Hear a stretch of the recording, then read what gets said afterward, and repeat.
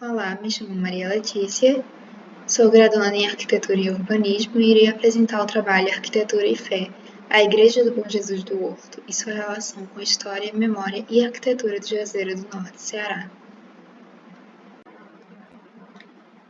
Bem, para introduzir a Igreja do Bom Jesus do Horto, ela ocupa um lugar de destaque, tanto a nível arquitetônico quanto a nível cultural, na cidade do Juazeiro do Norte e na região. No entanto, há uma problemática que é a escassez de informações sobre ela e sobre a sua história. Com isso, o objetivo principal desse trabalho é contribuir para a documentação da Igreja. Além disso, compreender a relação com a história da cidade, investigar a questão da mudança de projeto e realizar uma análise arquitetônica para compreender melhor os impactos culturais que a Igreja tem sobre a região. Os procedimentos metodológicos utilizados foram a pesquisa documental e bibliográfica, e além disso foram realizadas entrevistas informais com guias turísticos do Complexo do Horto, que é onde fica localizada a igreja. Para entender a relevância da igreja para a região, é necessário compreender o contexto histórico. De 1877 a 1879, houve o período conhecido como a Grande Seca, que afetou todo o país. No entanto, o Ceará foi um dos 5 estados mais afetados pelo acontecimento. O Padre Cícero é um sacerdote importante na região e até hoje ele atrai milhões de devotos todos os anos em romaria para a cidade do Juazeiro do Norte. Em 1889, o Ceará ele ainda tinha as consequências da Grande Seca e, temendo uma piora na situação, o padre, junto com outros amigos, padres e religiosos, começaram uma série de procissões e promessas para que chegasse chuva na região. E uma dessas promessas era a construção de uma capela no topo da Serra do Catalé, também conhecida como a Colina do Horto. Com a chegada das chuvas, começou a construção da igreja. No entanto, ela foi interrompida quando houve o Milagre da Hóstia, em 1889, que foi o que trouxe a fama ao Padre Cícero. O acontecimento fez com que ele ganhasse devotos por todo o país, atraindo muitos fiéis. No entanto, também ocasionou um conflito com a igreja. A falta de comunicação acerca do milagre por parte do padre fez com que o bispo da época, o bispo Dom Joaquim, ele limitasse os poderes eclesiásticos do padre e o padre correu o risco até mesmo de ser excomungado. Após isso, o padre escreveu para Roma pedindo ajuda, mas só piorou a situação, fazendo com que ele se afastasse e fosse encaminhado para ficar um tempo em Salgueiro, Pernambuco. Pouco tempo depois, ele recebeu a recomendação de ir fazer uma viagem a Roma e lá ele permaneceu por 3 meses, em 1898. Durante a estadia em Roma, ele teve bastante contato com o clero e etc. E após submeter o ato de submissão no Santo Ofício, ele obteve autorização para retornar e celebrar missas no Brasil. No entanto, o bispo Dom Joaquim estava insatisfeito e limitou os poderes do padre, dizendo que ele só poderia celebrar as missas desde que longe da região do Cariri, onde fica Juazeiro do Norte. Mesmo assim, o padre acreditava que sua missão era se dedicar a quem clamava auxílio na região, então mesmo assim ele continuou em Juazeiro do Norte. E na volta da Itália, quando ele chega em Juazeiro do Norte, ele traz uma maquete em Flandres com um projeto para a nova igreja, a igreja que ele havia prometido durante a seca.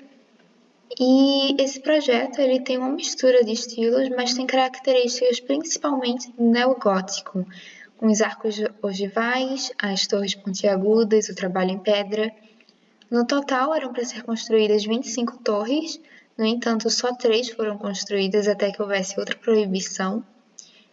E após essa proibição, ficaram as ruínas por muitos e muitos anos, cerca de 31 anos, até que elas fossem demolidas para dar lugar a uma torre de rádio. E Após a morte do padre, em 1969, houve a construção de uma estátua, que até hoje é ponto turístico na região, mas demorou certo tempo para que fosse iniciada a reconstrução da Capela da Promessa. No seu testamento, o padre deixou registrado que ele queria que a congregação salesiana reconstruísse a capela.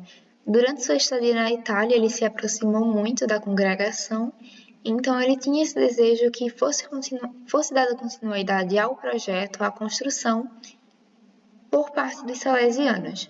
Mas isso só veio acontecer em 1999 e a igreja ainda se encontra em processo de construção. A igreja ela fica na Serra do Catolé, na Colina do Horto, no Complexo do Horto, que envolve uma série de equipamentos.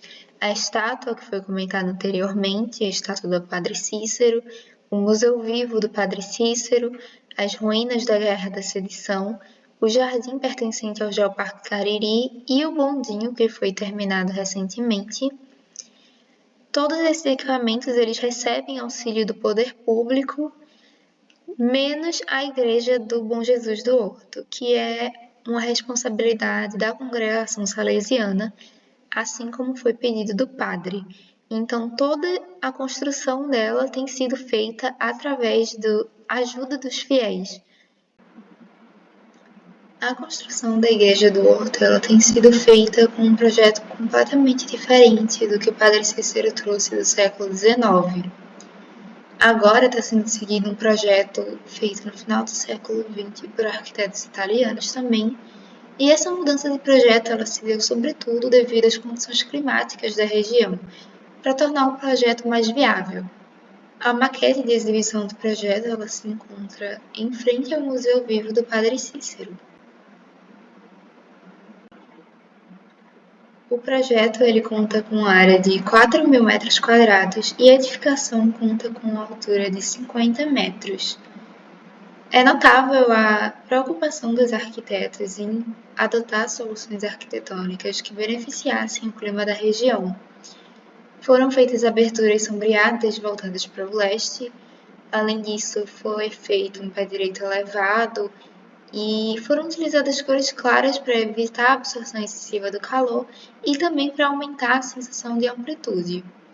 Em todo o projeto foi priorizada a iluminação e a ventilação natural. Em relação à estrutura, a coberta ela é feita em armação de ferro e concreto, uma característica bastante comum em obras modernistas, e a vedação, a parede é em base de pedra e fechamento em solo-cimento. Um elemento de destaque no projeto são os vitrais. A cena principal é de Jesus orando no Horto das Oliveiras, mas além disso, tem outras partes também que retratam cenas do Calvário e elementos representativos da região, como o terço, o candeeiro e o pé de Joá. Como foi mencionado anteriormente, o projeto ele ainda está em execução, então ainda faltam algumas coisas, como a estação de iluminação, esquadrias e alguns acabamentos internos. Mas mesmo assim, desde 2021 já são celebradas missas no local, que tem capacidade para abrigar cerca de 2.500 pessoas.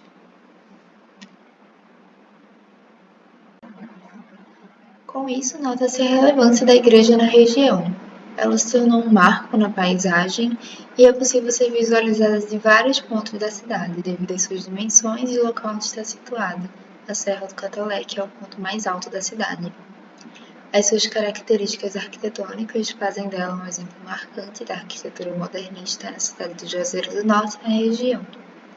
Mas além disso, o que vale destacar é que o que a torna a Igreja do Bom Jesus do Horto tão importante não são apenas os aspectos tangíveis, mas também a sua dimensão imaterial, a sua relação com a história e com a memória da região.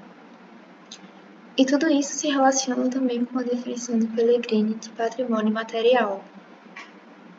Então, essa pesquisa ela abre oportunidade para umas discussões mais abrangentes acerca do conceito de patrimônio e memória. Obrigada.